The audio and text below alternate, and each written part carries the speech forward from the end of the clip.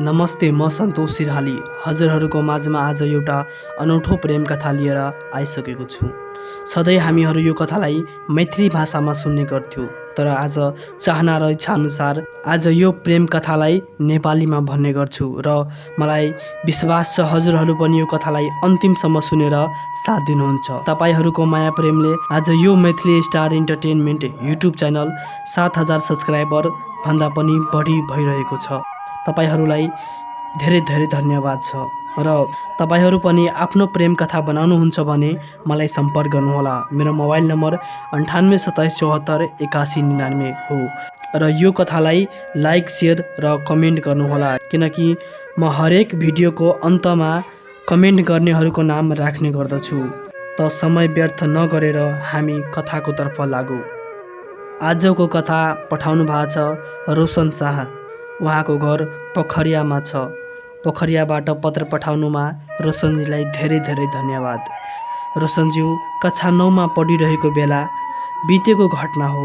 उहाँ अहिले mechanical engineer हो र हाल पोखरिया पसनपट्टी चोकमा ठुलै पसल रहेको छ। अब हामीहरू रोशनजीको पत्रमा प्रेममा बितेको विगत दिनहरूलाई सम्झन चाहन्छु। रोशनज्यूले भनेको छ, मेरो नाम रोशन शाह हो। हाल मेरो पेसा mechanical engineer, bike, auto, fridge जस्ता धेरै कुराहरू म बनाउने गर्छु। पोखरिया पासनपट्टी चोकमा मेरो पसल रहेको छ। सन् 2071 7 महिना 5 गतेको बितेको कुरा हो। त्यही बेला म कक्षा 9मा पढिरहेको थिएँ सन्तोषजी। त्यही बेलाको कुरा हो। एक दिन मेरो लाइफमा एउटा भाग्यश्री नामको केटी मेरो भाउजूको उसको बहिनीको छोरी मेरो घरमा केही दिनको लागि आफ्नो मौसी घर सहयोग गर्न आएकी थिए। एक दिनपछि म त्यो केटीलाई हेर्दा हेर्दै मन पर्यो र पहिलो नजरमा मलाई धेरै नै प्रेम भयो उसँग। अर्को दिन म उहाँसँग कुरा गर्न खोजिरहेको थिएँ। त्यही दिन दिउँसो 1 बजेतिर ऊ मेरो आँगनमा आएको थियो। ऊ केटीले मलाई सोध्यो, हजुर किन मलाई एकदमै फलो गर्नुहुन्छ? तब मैले भने, तिम्रो नाम के हो? उसले भन्यो, मेरो नाम भाग्यश्री कुमारी शाह हो।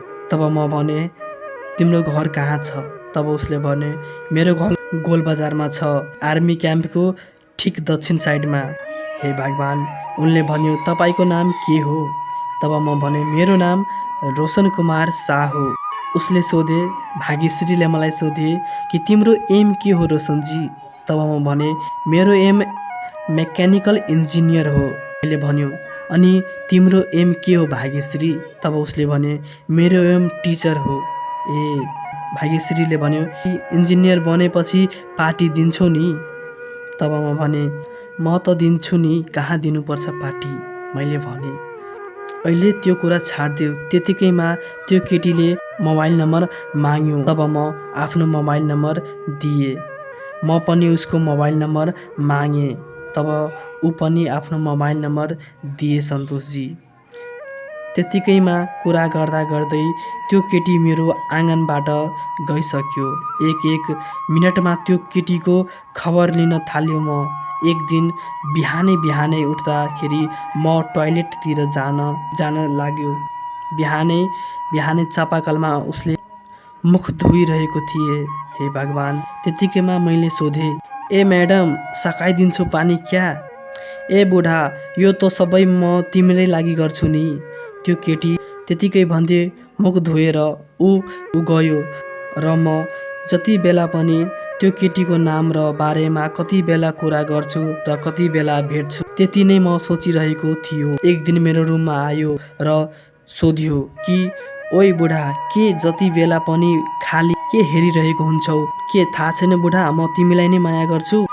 तब उसले भने, ए रोशन, तिमीलाई थाहा छ एउटा कुरा, म तिमी बिना बाँच्न सक्दिनँ। हे भगवान्!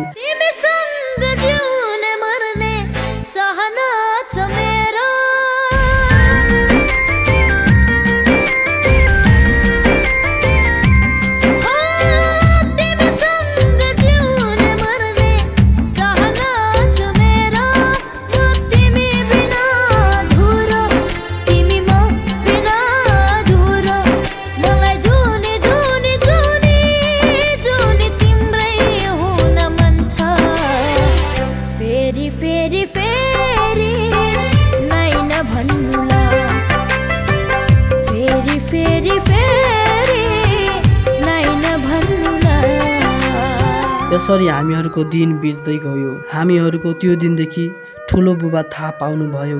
त्यो दिनदेखि हामीहरूको बात कम हुन थाले। एक दिन आफ्नै आँगनमा भाग्यश्री र मलाई भाग्यश्रीले किस गर्न खोजिरहेको थियो। त्यतिकै बेला नै मेरो ठुलो बुबा आँगनमा आइसक्यो।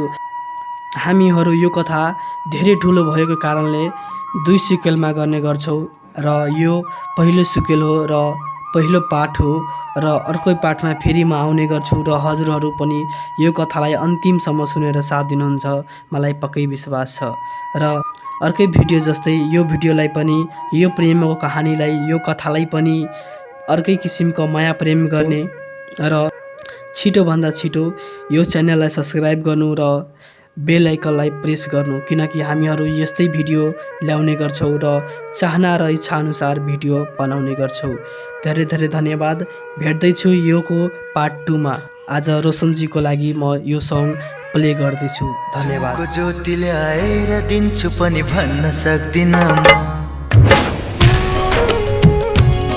सागरको मोतीले आएर दिन्छु पनि भन्न सक्दिन म,